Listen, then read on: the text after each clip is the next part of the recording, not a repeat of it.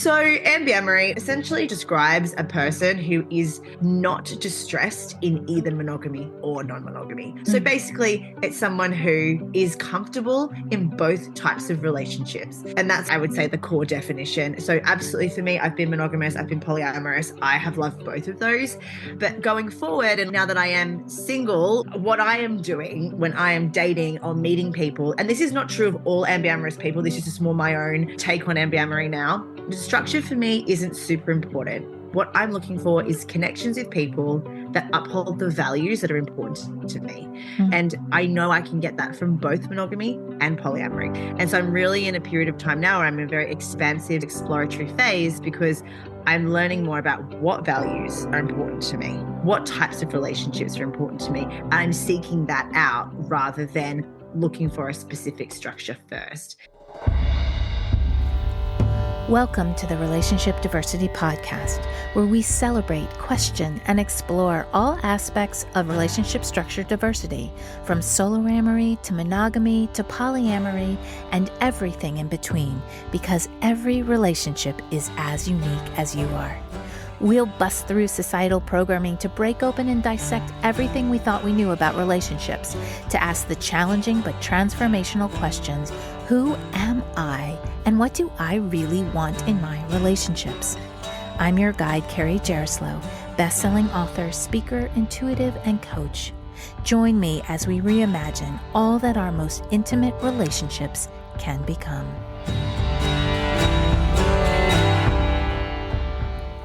Today's episode is part of our conversation series. I'm just one voice in this relationship diversity movement, and it's important to bring more unique perspectives into the conversation. In this episode, I talk with the amazing Siobhan Kenna. You may remember her from episode 109.5, Is Polyamory an Identity or a Lifestyle?, with her partner at the time, Rich. Well, Rich and Siobhan have shifted their relationship structure, and in this episode, I'm catching up with her. She talks about what she learned from her relationship with Rich, including uncovering an identity that feels more authentic to her, Ambiamory, which describes someone who is comfortable within a monogamous or a polyamorous structure without fully identifying with either one. I'm so excited to chat with Siobhan about this subject because this is relationship diversity at its best. But first, a little about her. Siobhan, aka the Ambiamorist, is a writer and content creator who talks about relationship diversity online. She currently lives in Sydney, Australia. Let's get into the conversation. Hello, everyone, and welcome to this episode of Relationship Diversity Podcast. I've got a repeat guest on, and I'm really excited, one, to connect with her because we had such a great conversation the first time around, and we've got a different topic to talk about. Today, I've got Siobhan Kenna here, all the way from Australia. Hello, and welcome again to the podcast. I'm a repeat offender. I'm thrilled to be back. Yes, last time your listeners would have heard from me, I was in London, but since I appeared on the podcast last July, I'm back in Sydney where I was born and raised. So yeah, it's nice to be joining you, and I'm glad we sorted out the time difference as well. I know it took a little bit of a back and forth because it is a Tuesday morning there and it's a Monday night here. So last time we heard from you, you were in episode 109.5. That's another story for another day. 109.5 with your partner at the time, Rich, and you all had a podcast called The Poly Podcast. And you have gone through changes since then. So can you lead us through a little bit of what's been going on with you? I certainly can. Understatement of the century, changes with a capital C for sure. So Richard and I, we did the Poly podcast for nearly 2 years. And in February of this year, we de-escalated our relationship. So we were living together, we were polyamorous, we were engaged, and we had our wedding planned for December of this year, so in a couple of months' time as of time of recording. And we de-escalated our relationship. There are a number of reasons for that. Particularly, we disagreed over whether we were going to add more children to our family. So Richard and I already co-parented his son, and I wanted to add another child to our family. He did not. And but then also critically, he decided that he didn't want to live in Australia, which was something that I really wanted to do. I really wanted to come back home, build a family in sunny Sydney, and we disagreed on that. The other thing I think that is quite critical, and so we broke up in February, something that is quite critical and has become clear over the months since we broke up is that we were getting married. We had this whole plan. I've got a wedding dress in this house still. I have an engagement ring somewhere. We had everything booked in. And I think as the time came closer, as we were approaching the wedding, we were approaching potentially moving to Australia as we planned, and all of these things that we had put in our future and we'd agreed upon, both of us were just like, hang on, are we even happy? Do we even want to do this?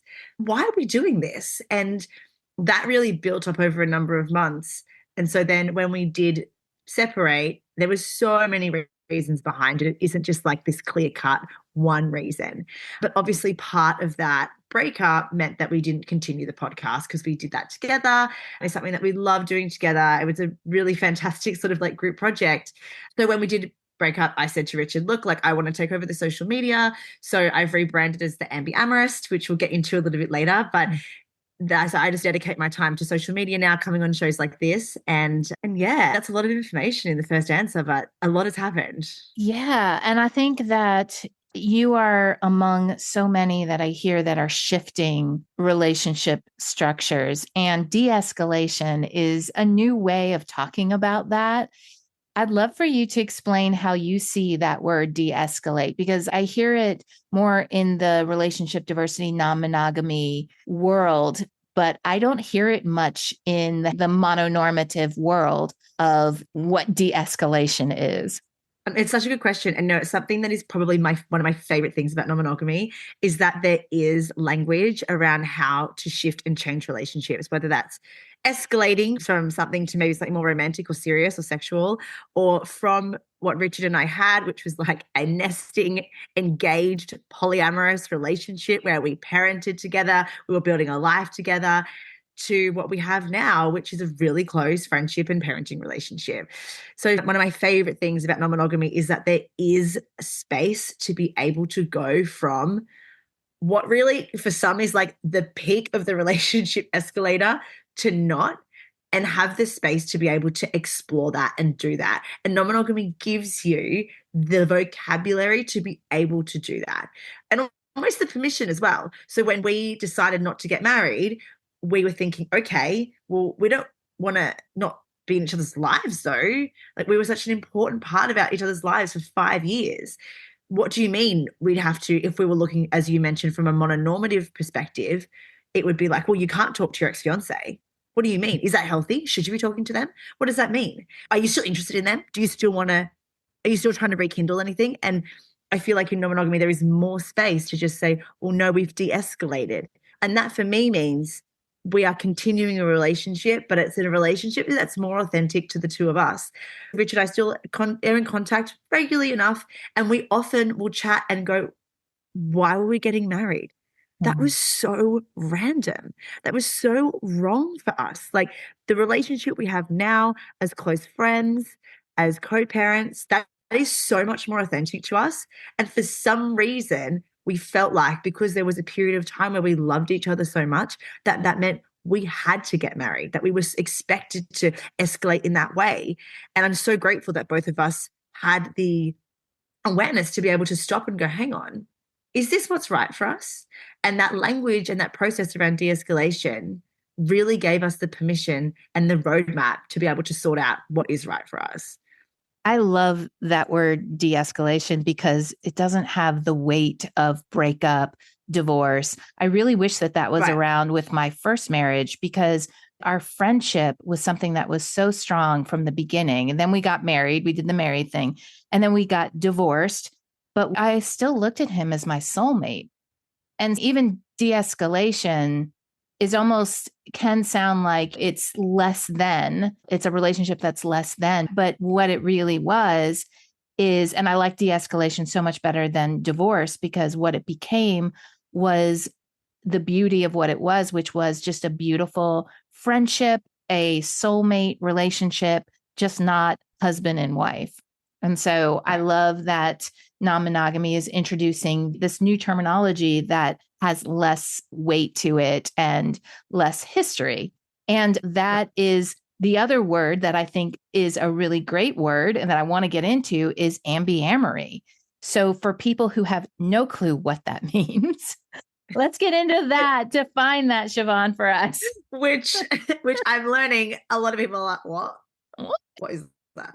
So Ambiamory, or I would describe myself as Ambiamorist, essentially just describes a person who is not distressed in either monogamy or non-monogamy. So basically, it's someone who is comfortable in both types of relationships.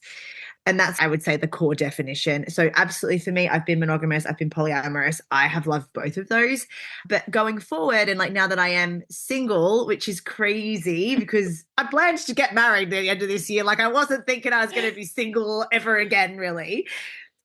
What I am doing when I am dating or meeting people, and this is not true of all ambiamorous people, this is just more my own take on ambiamory now, is I am looking for the structure for me isn't super important. What I'm looking for is connections with people that uphold the values that are important to me. And I know I can get that from both monogamy and polyamory or not another form of non-monogamy.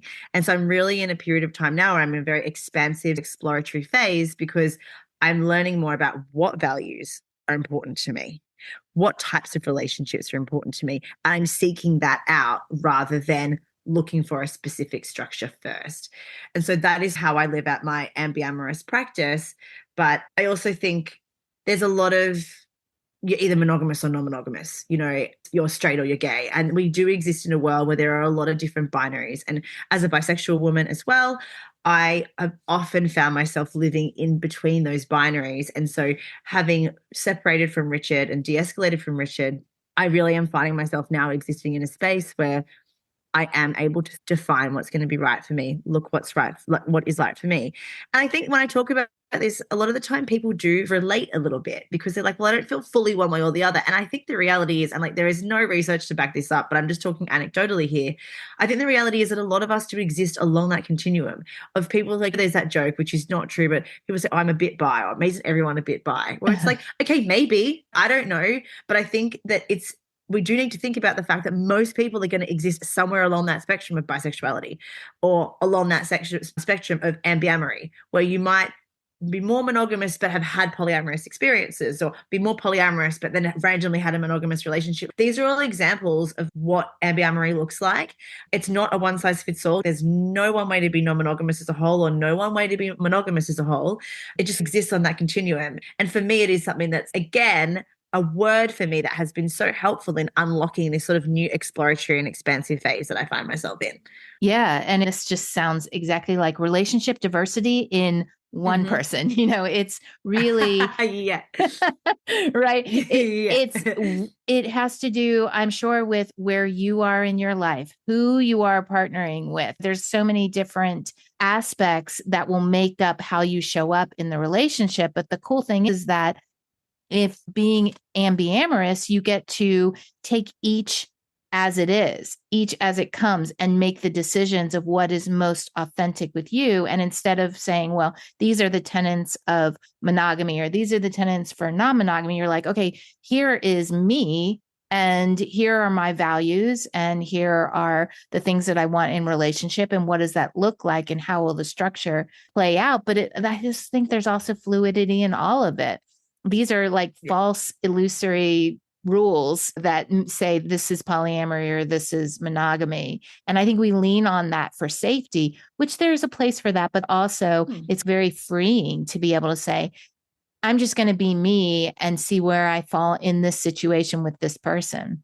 Yeah, absolutely. And I think when I was with Richard, a lot of people would ask me, Siobhan, if you and Richard separate, are you going to stay polyamorous or are you going to go back to monogamy? And I think that came about because my whole experience with non-monogamy up until that point had been in my relationship with Richard. We opened for monogamy after 15 months of being together.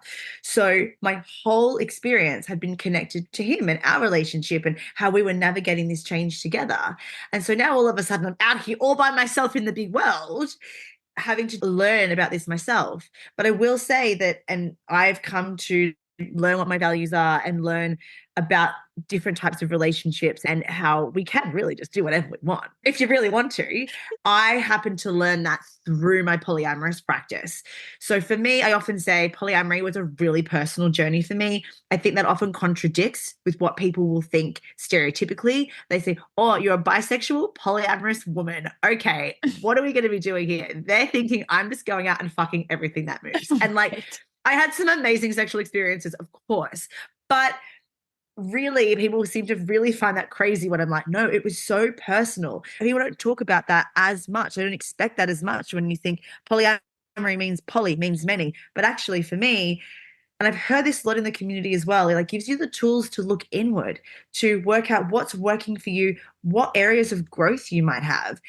And through relationships, you get to heal. And I certainly had that with Richard. So now that we've de-escalated and we've changed the nature of our relationship, I'm out here looking for romantic connections that uphold the values that I learned through polyamory.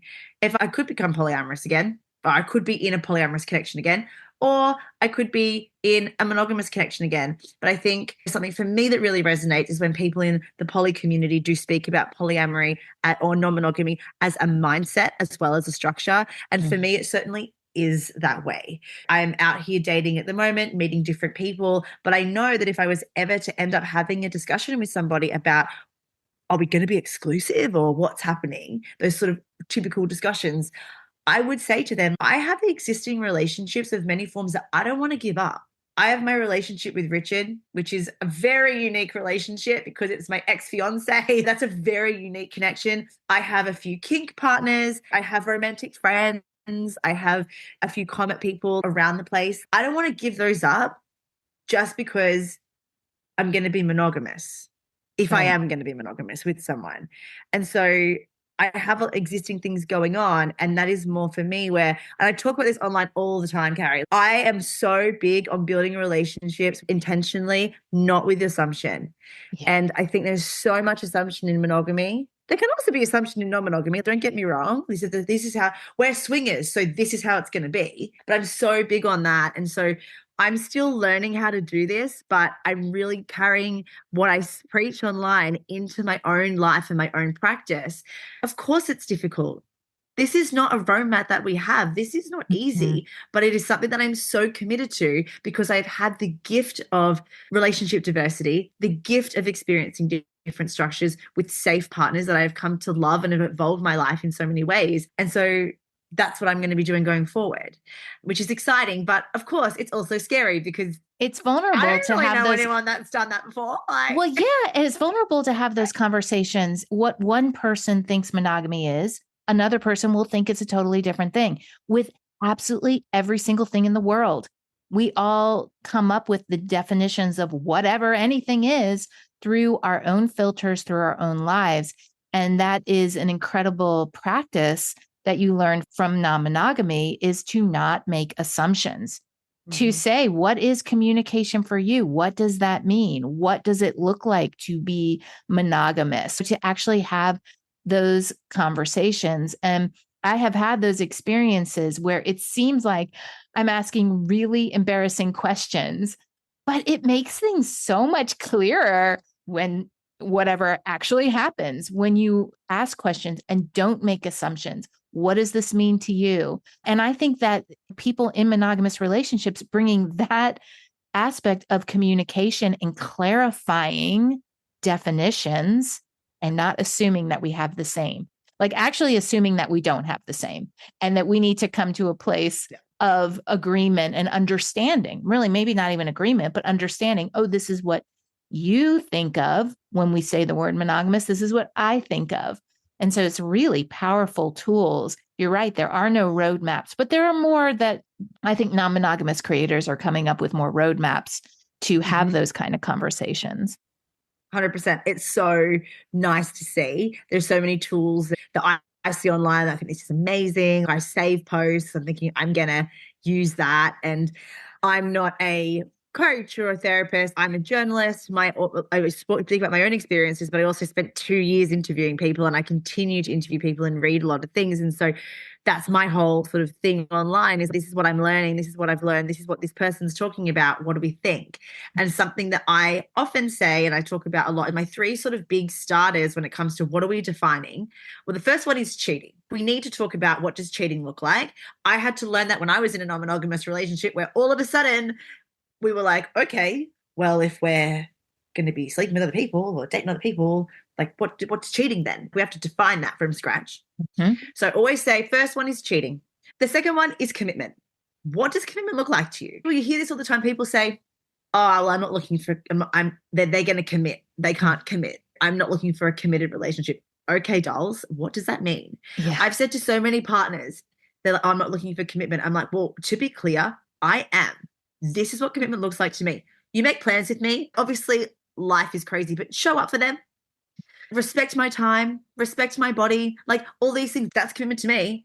I'm not expecting you to get down on one day. I've had that happen once. I'm not sure it's right for me. You know what I mean? I don't need that. And then the third one I always say is privacy. We are living in a very online social media world right now.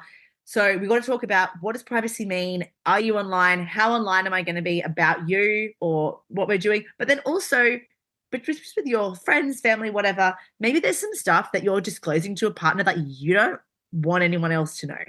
Maybe you're an abuse survivor. Maybe you've had a difficult upbringing in some way. Maybe you just don't want them to talk about all the freaky stuff you're getting up to after hours. That's fine. But we just have to talk about that and say, this is what privacy looks like to me.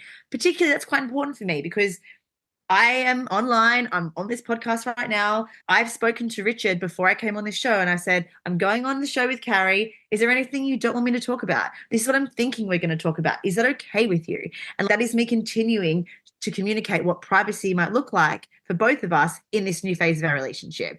So like those are the big 3 that I talk about all the time: cheating, commitment, and privacy. And obviously there's 150 more that we could go into, but I think those are really good starting point. Those are 3 heavy ones, especially the word commitment, right? I think commitment. And yeah, I think what I've been shown commitment is, and that's why I loved you breaking it down, because commitment seems heavy and it can mean a lot. I have teenagers, so looking at how they view commitment. So really understanding what that means for each person is so huge. Privacy is such a huge thing too, because I'm actually super private. I don't ever really post anything about my kids. And when I see other parents posting something about my kids, I have a moment of, I don't really want them to be online. They're not on social media or anything.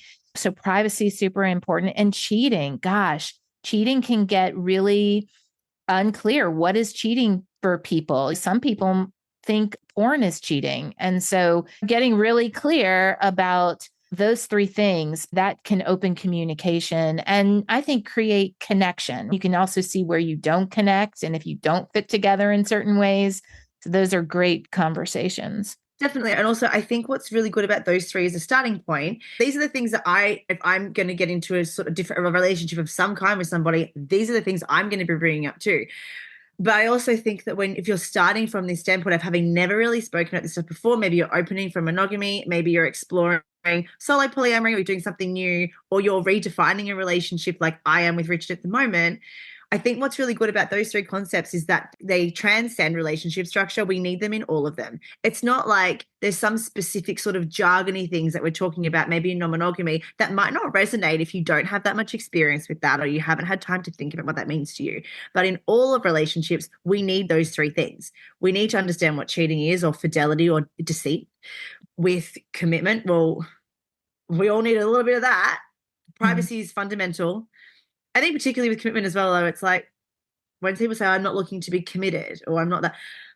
Honestly, dating anybody, having sex with anybody, like it requires some kind of commitment. So you just have to work out what that is. And I think that word, as soon as someone says commitment, you just think all white dresses and lapel flowers. Right. You think marriage celebrants in the bridal world. And like, that is just, I think if we can try and start breaking that down and being like, okay, I am looking for commitment. I've said this to partners in the past that were more casual partners or friends. Obviously, I'm looking for commitment. Are you joking? Yes. I want you to commit to seeing me. I want you to commit to respecting my body. Or if you say you're going to meet me, meet me.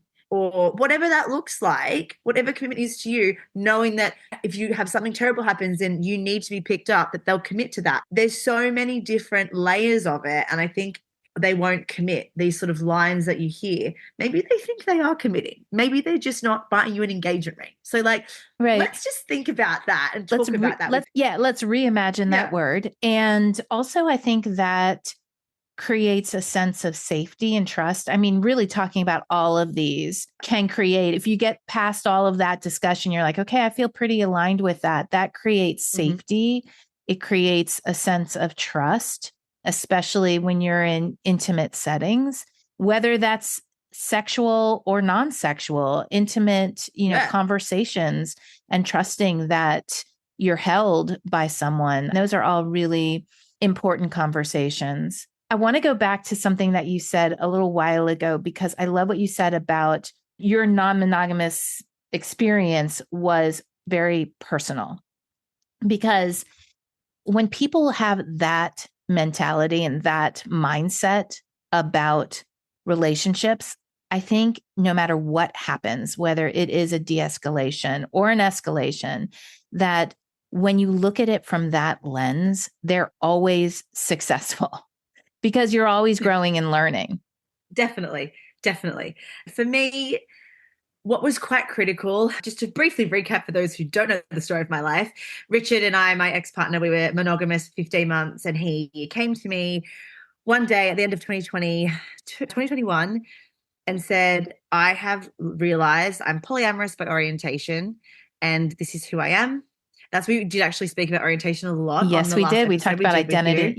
Yeah. And he was like, yeah, this is who I am. And I want to be with you more than anything, but I also can't deny who I am. And I want to maybe explore this. And what do you think? And that was obviously quite a difficult moment for me. I had previously said that I never really wanted to be non-monogamous, was very close to that, but very quickly learned and could see the change in us as a couple, that this was going to be right for us. And this was an authentic expression of our connection.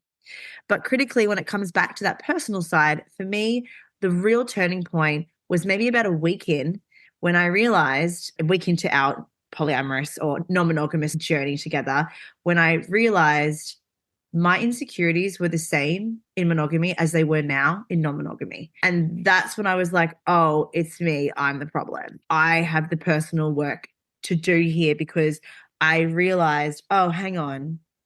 I feel exactly the same. I'm feeling the exact same insecurities. I'm feeling all of this uncertainty about whether my partner loves me, whether they're committed to me. Honestly, really, all that basic stuff about being enough for them, and all of these key things that people ask you a lot about non-monogamy, about why aren't they enough for you, or why are you sharing a part, all these things. I already felt those in my monogamous connections. So that's when I sort of like, I have to do a lot of personal work here, not to be okay in non-monogamy, but just to be okay in relationship with literally anybody. I really noticed as time went on that I was feeling insecure in my friendships, insecure in my family relationships. Did my parents love my sister more than me? My friends, that person, are they better friends with them? Am I not the most important? So it was all the same. And it was transcendent through all of my relationships, not just my romantic ones. And coming to non-monogamy really gave me the tools to realize that. Because as you said earlier, when it comes to non-monogamy, there is no space for not communicating, not advocating for yourself, not being clear. Because if you do that, it really ain't going to work. Like, I would argue monogamy doesn't work that way either, but I think there's a little bit more space for it, because you're really only dealing with one other, like by design, it's one other romantic partner. When you've got multiple people and multiple connections and multiple like time management systems and commitments with different people and kids and like, you have to communicate and advocate for your own needs. And I realized I wasn't able to do that, because there was something wrong with how I saw myself and how at home I was within myself. So that's the journey I really kickstarted.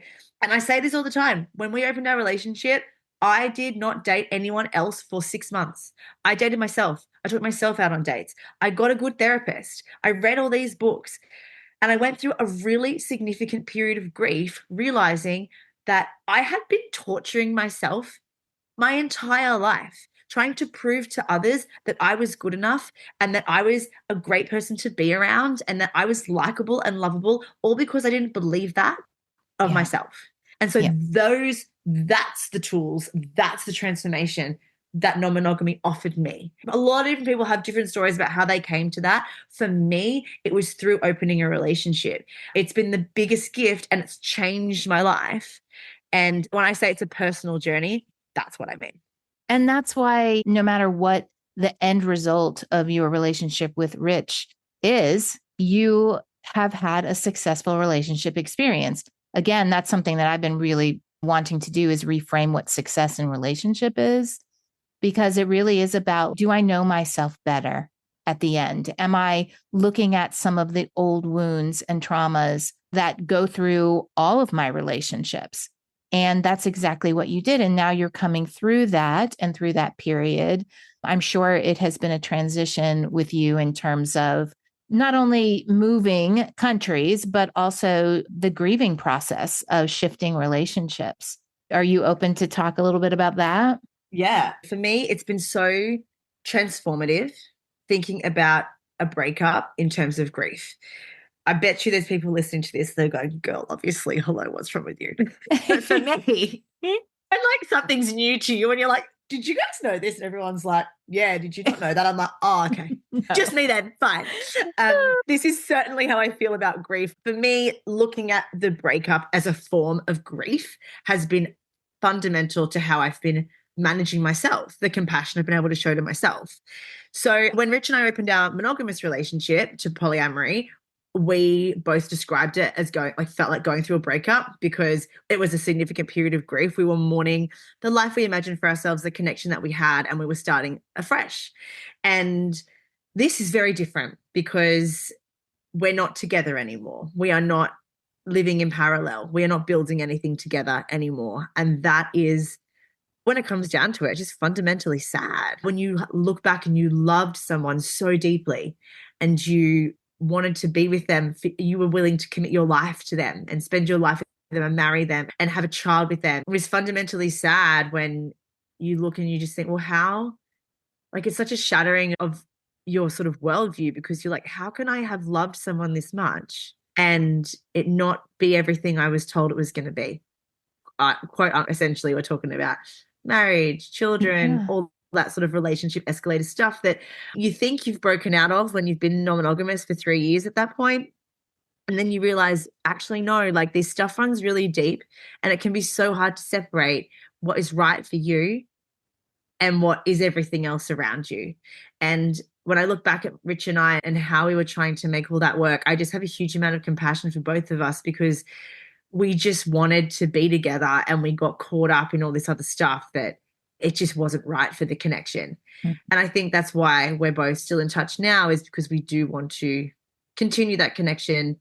It's a slow transition. We're not sort of chatting all the time. We're not besties, but we're around and that's been really nice. But to your original question, like it's been a huge amount of grief, not only for the relationship, but particularly for what you think your life's going to look like. You have this idea of, I'm going to be happy because I've got the partner. I'm having the wedding.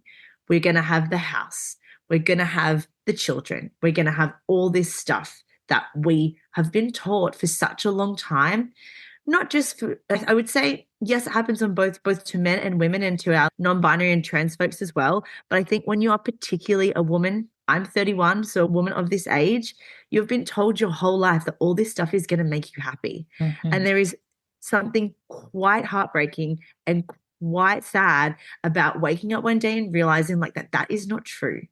It might be true for other people, but it's not true for me. Yeah. And realizing that that's not going to be true for you, at least in this moment, and that you're doing everything because all you want is to be happy and in love with someone that you thought you were going to spend your life with. And then that's just not going to happen anymore. So accepting that this is a period of grief, accepting that There's going to be good days and bad days, and it's not linear. And I think when often the sort of mainstream discussion around breakups is like, oh, well, it's been 6 months. You should be over it by now. Or it's been this. So, oh, but they weren't very good for you, or they weren't kind to you, or they cheated on you, or whatever, that you should be able to get over it. But we would never say that of someone who is, particularly, we talk about grief a lot in the context of bereavement. We would never say to someone, oh, it's been 6 months. Like, aren't you over it? Right. And that has really helped me give myself the space to just feel what I feel, not the pressure to feel like, well, I should be over it by now. And it wasn't right to get married. And this happened and that happened. And we didn't want to live in Australia, so it should be fine. Like, no, just dropping in, feeling what I feel has been great, because I've had the space to just be sad, to mourn what I thought was going to make me happy, and slowly build up the strength and resilience to dare to look for that again. Yeah, there's a normalizing of grief that I think is really important. We're rarely told through lots of different avenues to just get over it. And I think what that does is just bring whatever's unprocessed into the next relationship. And I know it can be really scary to go into kind of those darker feelings and sit with that and lean into the discomfort of the grief. And I think it's really, really important to close a chapter and create space for new beginnings. Grief is an important part of that.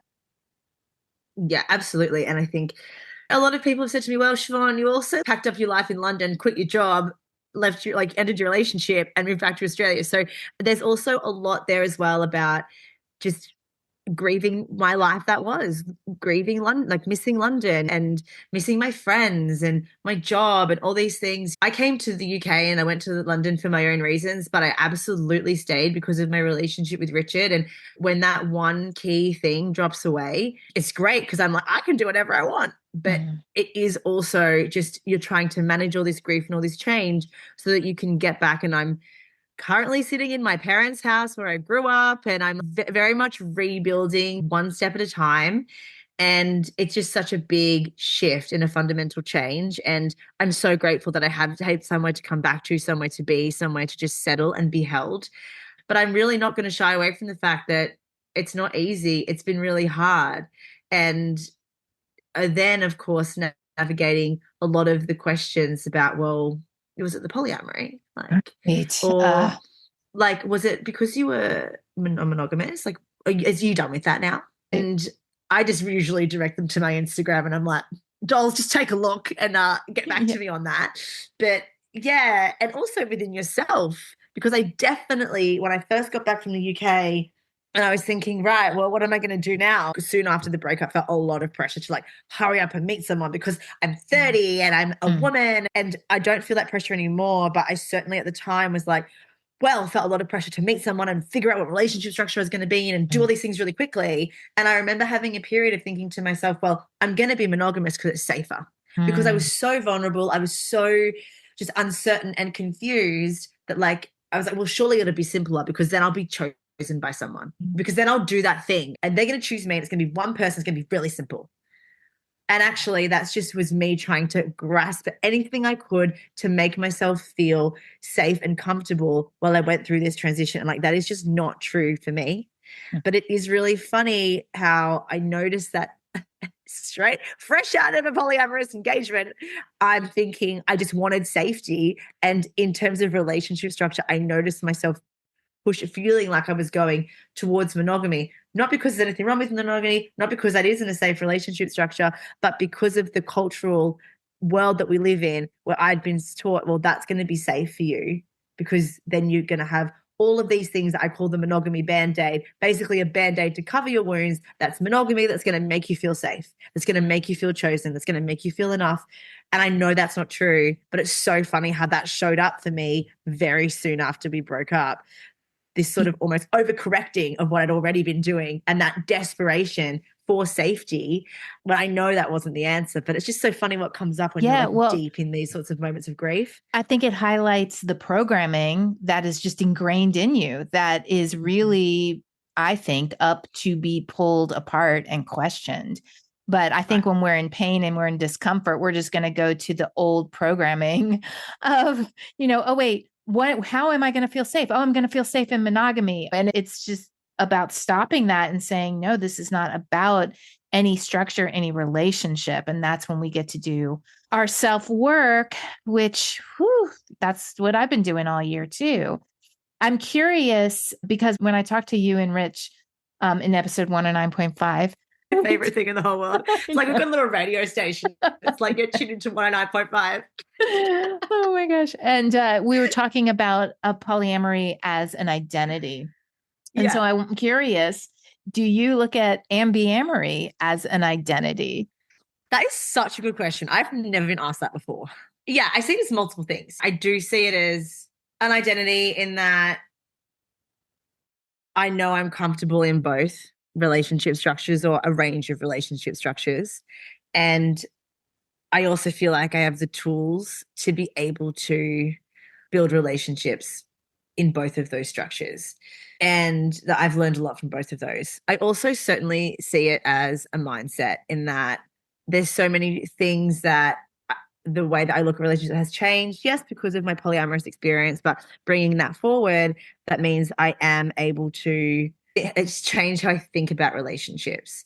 Yeah, I think it is an identity. On my Instagram, I've talked a little bit about how stereotypes of ambiamorous and bisexual people are the same. Like when you exist in or not one of each of these binaries, you get a lot of different stereotypes about not being able to commit and like you're greedy or you're wanting your cake and eating it too. And I think in many ways, yeah, it is an identity. But I think even trying to define it as that, even for myself, feels a bit funny because you're like, well, am I one or the other? What am I? And your brain's trying to desperately categorize these things. And I think being ambiamorous and being bisexual is just like a life lesson on how to exist in the uncertainty or exist in the non-binary, I suppose, and just feeling like, okay, this is what's right for me now. And so I'm going to trust that and I'm going to do that. Obviously, the key difference here is that my bisexuality and people's sexuality is not a choice. Obviously, you can choose to be ambiamorous or you can choose to be polyamorous if you want to be and would not necessarily describe that as a fixed orientation. When Richard and I were together, we would often say, like, Richard did have this fixed orientation. I did not. I did not identify as a fixed polyamorous person. I'm ambiamorous. I'm a little bit more fluid in that. And I certainly do experience both my bisexuality and my ambiamory. Is that a word? I'm just going to make up a few bits here as fluid. I certainly experience them both as fluid. Sometimes I'm like desperate to date a woman, and then sometimes I want to date a man, or I'm feeling like I want to have more expansive polyamorous experiences, or maybe I want to date just one person for a while. And I definitely experience them both very fluidly. So in that way, they certainly are identities, and also really helpful tools to just explain to the world how you see things and who you are. And that's a really nice launch pad often to different discussions like what we've talked about today. Yeah, well, what I love about that is that it requires you to be most in tune with you every moment, the ever evolving you, because we really are always evolving. We can fight that as much as we want, but we are evolving. If we have partner or partners, they're evolving. The world is evolving. Our families are evolving. And it is really about being in touch with where you are, how you're feeling, what chapter you're in, what you are needing and wanting in every moment. And that's really, I think that's a really powerful way to live life. It requires you to be present and to be in tune with what's going on. And I think every single relationship structure and every relationship can really benefit from that kind of inner work. I think if we were all more healed within, we would have more healed relationships. What do you think, Siobhan? I mean, yeah, look, I will say it's a journey for me. I look forward to listening back to this in a few years and go, wow, listen to that girl. Like I've changed so much and I had so much to learn. And I mean, listening back to some of the episodes of the podcast that Rich and I did 2 or 3 years ago, same thing. And I don't think it's about not growing. I don't think it's about not being in evolution. I think it's acknowledging that you are going to grow and change, and that these sorts of conversations become outdated quickly because then something changes and something grows. And there's also a beauty of just being able to capture where you are, or I am now, or where you were in a certain period of time. And then going back and going, wow, like I remember really thinking that. And I remember really believing that. And I think when you talk about things like cancel culture or people trawling back through people's Twitters and 10 years ago they said this thing, and yeah, sure, people need to be held accountable, but on the other side of that coin is allowing people's space to grow, people's space to change. And yeah, I'm certainly coming to you at a time now in my life where I'm absolutely in flux. I absolutely have days where I'm like, I don't know what's going on. I'm upset. I'm crying. I don't really know what I'm doing. And then I have other days where I'm feeling really amazing and aligned and expansive. And that is, yeah, I'm really coming to you now in the thick of it. I can talk about it really clearly now, but yeah, it's likely that I'll wake up tomorrow and think, oh, I don't really think that anymore. And then I do think it. And I'm very much in a place of flux, and it's all really quite raw still. And I'm still learning about what I want to do and how I'm going to do it. And as you say, it's an evolution, and things do become clear. And for me, it's exactly what you said. It's just trying to stay in tune as much as possible with what's going on in my body, trying to take signals from that, get out of the logic of my own brain, trying to control things like Rich and I both did for such a long time when we were planning our wedding and during our engagement, and just getting out of your head into your body a bit more and trying to follow that as the compass for moving you forward. And my practice of Ambiamory really means that I've got a structure around that that's allowing me to at least try to do that in as authentic a way as I can find right now. Yeah, and your Ambiamory is going to be different than another person's Ambiamory. So, Siobhan, as we're wrapping up, and sad. I know. We'll just have to figure out a way to connect again. But I'll just like blow up another relationship on new countries again, and then we'll come back and talk about that. Well, I guess if that's our true evolution, sure. But maybe it's fine. Yeah. Maybe you can do it with ease and grace for the next evolution of our conversation. But anyway, for anyone out there who is resonating with this idea of Ambiamory and wants to learn more, how can they connect with you? So I am on the social medias as my handle is at the Ambiamorist, and that is on Instagram and Threads and TikTok. Most of my stuff is on Instagram, and I'm like occasionally on the other two, just like writing things or posting videos. It's a journey on the other two. Instagram is my main one. And then, of course, I'm also open for collaborations or media interviews if you're a media person out there, and you can contact me at theambiamorist@gmail.com. Great. No fancy domain names for me. So simplicity at this point in your life. Simplicity. That's right. That's what we're trying to manifest here. Yeah, a little bit of simplicity can't go astray. Absolutely. Well, we're going to have that information in the show notes. Oh, Siobhan, thank you so much for being here. It's so awesome connecting with you. And if you feel resonant, go reach out to Siobhan. Thanks so much for listening to the Relationship Diversity Podcast. Want to learn more about relationship diversity? I've got a free guide I'd love to send you. Go to www.relationshipdiversitypodcast.com to get yours sent right to you. If you liked what you heard, please subscribe to the podcast. You being here and participating in the conversation about relationship diversity is what helps us create a space of inclusivity and acceptance together. The more comfortable and normal it is to acknowledge the vast and varied relating we all do, the faster we'll shift to a paradigm of conscious, intentional, and diverse relationships. New episodes are released every Thursday. Stay connected with me through my website, carriejaroslow.com, Instagram, or TikTok. Stay curious. Every relationship is as unique as you are.